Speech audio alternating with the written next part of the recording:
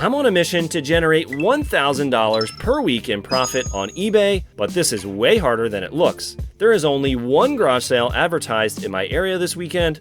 Hopefully we can find something to flip. They unfortunately had a ton of fast fashion brands, but I did manage to find a gem for 10 bucks. These really nice ankle-height Hunter rain boots that should sell for around $50 or so.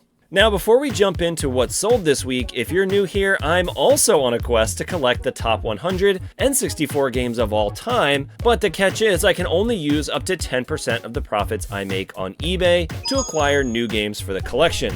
We're getting down to the final stretch with only 10 games left to go, and at the end of the week, as usual, we'll be checking at least 2 of these off of the list. Now let's jump into what sold this week. Today is Monday, and I've got 12 things I've got to pack up today. And I got some pretty good ones on the list, so let's jump right in. And up first, we've got this 1950s Heartland plastic toy. I bought a bunch of these for like 20 bucks at a garage sale. Already sold Tonto and the Lone Ranger for 120, I think. But we did sell another one for $60 plus shipping. I sold this copy of Penny's Big Breakaway for the Switch. It was a limited run release. So I was a huge fan of Sonic Mania, and when I found out that the developer was making a 3D platformer, I got very excited. So I pre-ordered this physical copy from Limited Run, and unfortunately I was really disappointed by it. I couldn't even play it. It did not click for me.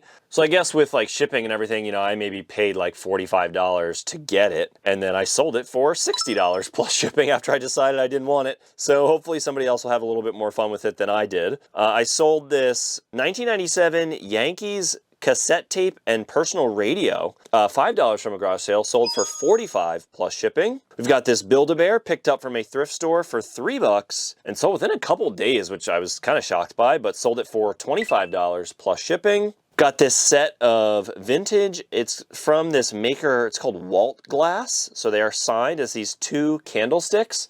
I don't remember what we paid for these, but I know we got them from the thrift store, and I'm going to guess we paid like $5 or $6 total for them. Sold them for $32 plus shipping. So next up, we've got this New York Giants Reebok hoodie, picked up for $5 from the thrift store not too long ago and sold for $20 plus shipping. I've got this garage sale pickup. It's this North Face jacket. It's a boy's size, kind of a nicer model. It's like the high vent model, they call it, and paid $5 for this from a garage sale. Sold it for $20 plus shipping. Got this copy of Heavyweights on DVD. It is brand new sealed, picked up for $1 from the thrift store and sold for $20 plus shipping. I picked up a huge lot of these Bauer hockey sticks for $40 a piece from the thrift store. I think they were actually like $37 each from the thrift store. I was looking up comps. They're brand new, like retail for $120, and I was like, oh man, we are like in the money on this. And I think I bought 6 of them. So I actually have quite a bit of money into these. It was like right before hockey season too, so I really thought they were going to start selling pretty fast. And I didn't sell one for like months. Hockey season came and went, so I looked into it. Come to find out, a Salvation Army in Texas, I think it was, had like 25 of them for sale for $20. They were probably losing money on the shipping on those things. I don't even know how they were doing that, but I didn't make a single sale on this because they had this exact same item. And they gobbled up all the sales for like 6 months. So they are out of stock now, and I finally sold the first one. Again, as this Bauer, it's a senior hockey stick, so it's like, like high school level. Ice hockey stick for $80 with free shipping. And next up, we've got this Silent Service complete inbox copy. Maybe have $1 into this. This was part of a garage sale pickup a few months back. Sold it for $16 plus shipping.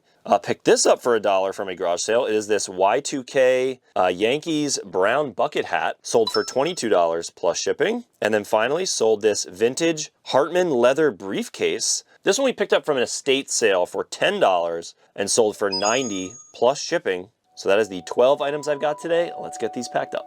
And we have time to hit up 2 thrift stores today. Let's go. At the Goodwill, I think I might have spiked. I'm not 100% sure if it's authentic, but I found someone else with this exact same Bape shirt on eBay for over $300. If it's legit, I'll be shocked if I can't get at least $100 for this. We'll see. But I also found this Y2K era hoodie that should be a nice little $20 to $25 item.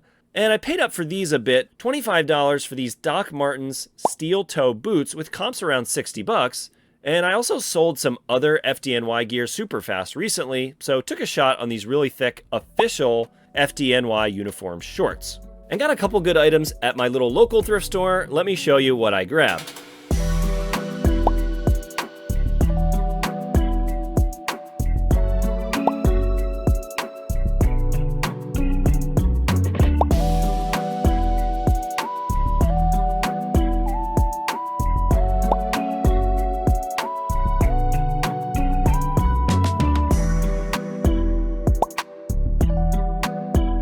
So it's Wednesday, and we've got 11 more things we've got to pack up today, but first, we're back with Wednesday's Weird and Wacky Bolo. And some of the items I've been trying to learn a little bit more about, I feel completely out of my depth at estate sales. So this era of items that I'm coming across, you know, it's an older home. I'm not really well versed on antiques, collectibles from, you know, 70s, 60s, 50s. A lot of it, unfortunately, the market for it is not very strong. So unless you get like, you know, in most collectible markets, it's like the top 1% of items usually will retain their value for a long period of time. The collectible base like continues beyond maybe that generation that initially wanted it. You know, and just with the age of social media and stuff, things kind of come back around. I'm trying to learn more about those types of things, and I've been having a little bit more success at estate sales because of it. I actually bought a couple of antique books and like flipped through those and just trying to kind of like familiarize myself with that, you know, sort of stuff. Along those lines, we've got another one for you here today. It is the Merry Mushroom Sears sets. Sears from like the 60s and 70s made a bunch of items that they called the Merry Mushroom, and this is definitely the type of thing that you could find at an estate sale for pretty cheap if people don't know what it is. At the high end, obviously we've got this collection that someone sold. It looks like it's maybe 40 pieces. Offer accepted, but 2,500 bucks. I'll pack a heavy box or a couple heavy boxes for 2,500 bucks. We've got this Merry Mushroom milk can, $725. This wooden clock, $600. All-in-one Lazy Susan, offer accepted, but $490 it was listed at. A napkin holder, offer accepted at $500. Get another set, this is 14 pieces, $330. The Merry Mushroom Spice Rack for $450. A 10-piece canister set, $360. Another 10-piece set, $360. This is a thermos and cups for $400. Got a wooden recipe box for, on bids, $380. A couple more sets right around that 300 range. That seems to be the most common thing, or like these little ceramic canisters. It's like a set of like maybe between 7 and 10 depending on the set, but right around like 300, 400 bucks. So there you have it, Merry Mushroom from Sears and Roebuck from the 60s and 70s. If you see that little mushroom design, take a second look. And now let's jump into these 11 items that sold over the last 2 days. So up first, we've got this pair of boots from the brand Fry. They are vintage. They're like these little motorcycle boots. Had some damage on them, but I only paid $5 for them, so I took a risk that, you know, people wouldn't care about the condition since they are a pretty desirable brand. And I was right. They sold for $60 plus shipping. Sold another vintage t-shirt. This is from 2001. It's like a little Vikings versus the Giants playoff t-shirt. Sold it for $18 and free shipping. I only have a quarter into that. Sold this vintage clamshell phone. Paid $5 for this at a thrift store and sold it for $30 plus shipping. Got another pair of J. Crew dock shorts, so I picked up a huge bundle of these from a garage sale for $3 a piece. Been selling through them like crazy fast, thankfully. And I don't even know if I have any left at this point, but this might be the last one or one of the last few. Sold this for $20 plus shipping. They call this the Tech Dock Short. Picked this up for $6 from the thrift store. It is a vintage Emson Bacon Wave. It's a microwave bacon tray from 1995, an As Seen on TV brand. As you can see in the picture, you line the bacon up into the tray, you run it in the microwave, it catches all the grease in the tray. I guess they don't make this anymore, so there's still some interest. Sold it for $18 plus shipping. Picked up this Nickelodeon Rugrats Viewmaster for $10, I believe it was, from an estate sale, and sold it for $35 plus shipping. We picked this next item up for $1 from a garage sale. It's this Olympic camera from, I think, the early 2000s. Sold it for $25 plus shipping. Got this Nintendo GameCube Game Boy player, picked up as part of a huge video game haul a couple months back. Maybe have like 50 bucks into this item in particular, and had to clean it up, but got it tested and it worked, thankfully. Sold it for $180 plus shipping.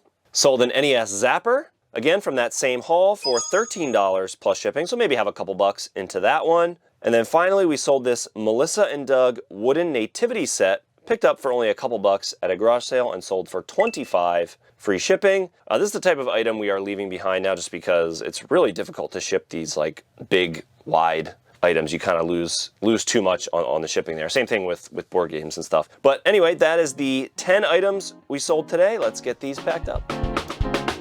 And found time for another thrift run this week and picked up a couple of good items. First up was this vintage 80s Prince tennis/gym bag for only $6 with comps around 30 to 40 bucks for even smaller bags. For $5 we got this cotton cashmere blend Peter Millar long sleeve shirt with comps around $25. We got a couple pairs of nice jeans, these Todd Shelton Selvage with comps at $50 and up, and this pair of Levi's from their modern vintage line, which is probably a $25 to $30 item.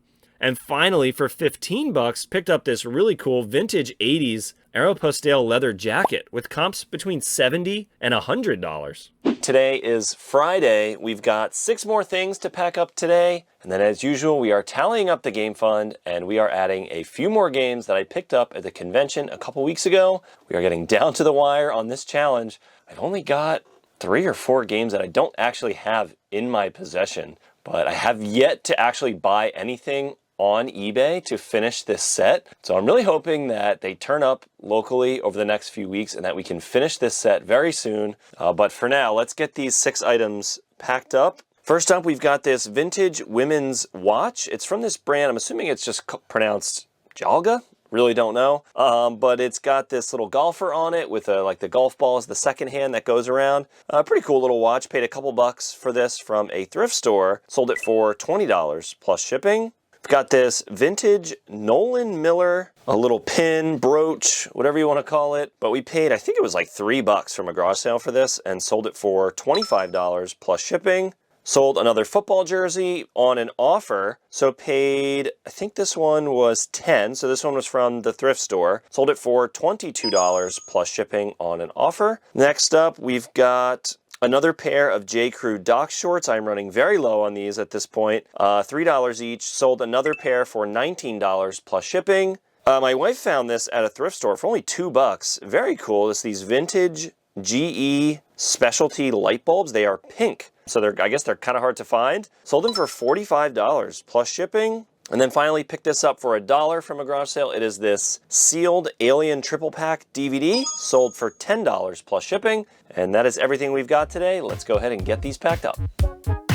And with that, we generated $498 in profit this week, leaving us with $98 to spend on N64 games. That means for $85 total, we are adding 3 more games we picked up at the convention a few weeks back, including Ridge Racer, Quake 2, and Turok 3, putting us at 93 out of our top 100 N64 games. And if you want to check out this reselling and collecting journey from the beginning, click this playlist here. Thanks for watching, and see you in the next one.